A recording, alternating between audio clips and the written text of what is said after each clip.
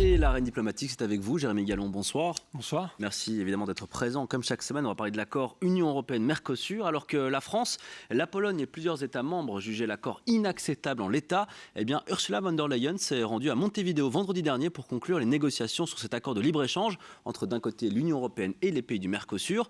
S'il doit encore être ratifié par une majorité d'États membres, vous souhaitez revenir, Jérémy, sur cette initiative très controversée de la part de la présidente de la Commission européenne.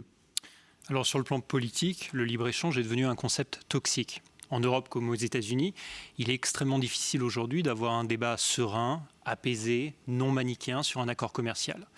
Si vous êtes en faveur de cet accord commercial, vous êtes accusé d'être l'objet de soi-disant lobby, des intérêts du grand capital, d'être l'incarnation de ce que le sociologue britannique... La pensée binaire dont on parlait. De ce que le sociologue britannique David Goodhart appelait les anywhere, ces élites déracinées, déconnectées de ce que serait la réalité des vrais gens. A l'inverse, si vous êtes contre ces accords commerciaux, les prétendues élites considèrent que vous n'avez rien compris. Elles vous expliquent avec mépris que vous êtes ignorant des dynamiques économiques, géopolitiques qui structurent le monde. Et donc, entre ces deux camps, il n'y a plus de dialogue possible.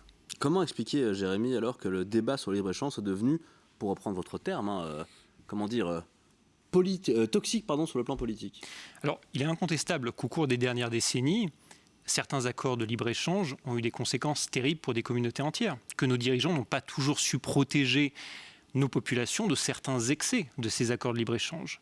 Parce que ces accords de libre-échange avaient des effets positifs pour un pays, pour un continent, on a laissé des communautés entières être dévastées. On a sacrifié des bassins industriels, des bassins d'emploi sur l'autel d'une certaine forme de mondialisation. Ça, c'est certain. Il est vrai aussi que nos dirigeants n'ont pas assez investi dans l'éducation, dans la formation tout au long de la vie pour préparer notamment les Européens aux mutations du monde. Tout cela, c'est vrai. Mais ce qui est aussi vrai, c'est que les accords de libre-échange tels qu'ils sont aujourd'hui négociés par l'Union européenne n'ont rien à voir avec ceux qui étaient négociés il y a 30 ans, il y a 40 ans. Ils protègent beaucoup mieux les intérêts des Européens. Il y a beaucoup plus de garanties pour faire en sorte que les normes européennes en matière sanitaire, en matière de droit du travail, en matière environnementale, soient respectées par nos partenaires. Prenons l'exemple, par exemple, du CETA, l'accord avec le Canada. Il y a quelques années, y compris dans ce pays, nombre de responsables politiques promettaient une catastrophe sur le CETA. Or, 6 ans après, qu'est-ce qu'on observe ? Que les exportations agricoles de l'Europe vers le Canada ont augmenté considérablement, que nos producteurs de fromage ont trouvé un nouveau marché incroyable, que nos viticulteurs, qui souffrent par ailleurs énormément, ont un nouveau marché important au Canada. A l'inverse, on disait qu'on allait être inondé par la viande bovine canadienne. Sauf que les producteurs canadiens produisent principalement de la viande bovine avec des hormones de croissance qui sont interdites dans l'Union européenne, pour de justes raisons.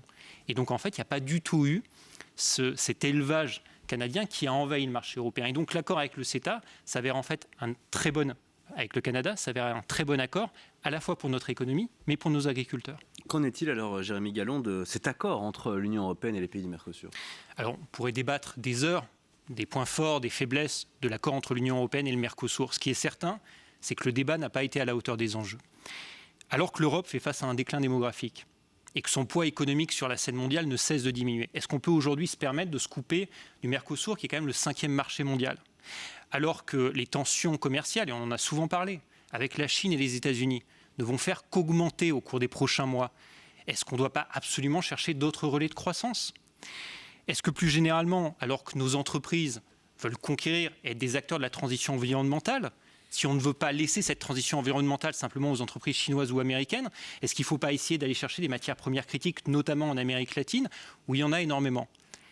Tout ça, c'est des arguments valables pour le Mercosur. À l'inverse, nos politiciens ont fait le choix de la démagogie. À l'inverse d'un Xi Jinping qui, depuis 2013, s'est rendu à 6 reprises en Amérique latine, ce qui montre l'importance que les Chinois accordent à l'Amérique latine, nous, beaucoup de nos politiciens ont fait le choix de la démagogie sur l'accord de libre-échange.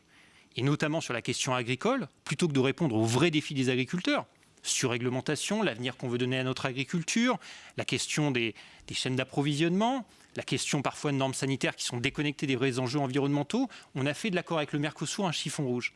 Et ainsi, on a en fait méprisé nos agriculteurs. Mais malgré ça, malgré tout ce que vous venez de dire, Jérémy Gallon, vous pensez, et ça c'est important, qu'Ursula von der Leyen, elle a commis une erreur majeure. Et malgré tout ce que je viens de dire, malgré tous ces arguments, je pense qu'Ursula von der Leyen a fait une faute capitale en allant conclure les négociations à Montevideo vendredi dernier sur l'accord entre l'Union européenne et le Mercosur. Pourquoi ? Aujourd'hui, vous avez une Union européenne, vous avez les 2 principaux États membres l'Allemagne et la France, qui sont profondément affaiblies pour diverses raisons politiques. Et donc la conclusion qu'elle en tire, c'est qu'elle peut passer en force certains accords contre l'opposition de ses États membres. Ce n'est pas simplement sur le Mercosur. On a vu par exemple que contre l'Allemagne, elle a imposé des tarifs sur les véhicules électriques chinois. Aujourd'hui, elle va contre la France sur l'accord avec le Mercosur, contre la Pologne et quelques autres États membres. Alors, ça reflète quoi? Cela reflète cette conviction de plus en plus forte au sein de la bulle bruxelloise, au sein de la technocratie européenne, que finalement il revient à la Commission européenne de faire le bien commun, le bien des Européens, contre la volonté des États membres. Dit autrement, c'est l'idée qu'au moment où nos démocraties sont parcourues par des passions tristes, par des nationalismes, des populismes, c'est à la Commission européenne de défendre l'intérêt général européen. Alors vous me direz, c'est une noble ambition. Oui, mais c'est une ambition qui est très dangereuse. Pourquoi? Parce qu'en prenant ce chemin, Ursula von der Leyen oublie que l'Union européenne, c'est une union des États-nations. Que pour le meilleur ou pour le pire, ce sont les dirigeants des États-nations qui ont une légitimité démocratique. Et que donc il appartient aux dirigeants nationaux et non pas à la Commission européenne de définir ce que doit être l'intérêt général européen. Et surtout, et c'est ça qui est très dangereux, en pensant défendre l'intérêt de l'Union européenne à court terme, elle l'affaiblit à long terme, parce qu'elle nourrit le sentiment chez beaucoup de nos concitoyens que finalement l'Europe est aujourd'hui un projet sur lequel ils n'ont aucune prise, un projet qui est incontrôlable. Et donc à mon avis, le débat sur l'accord avec le Mercosur aura deux victimes. Nos agriculteurs, à qui on a refusé un vrai débat sur les défis auxquels ils font face, mais aussi l'Union européenne, qui paiera un jour le prix de ce déni démocratique. Merci beaucoup, Jérémy Gallon.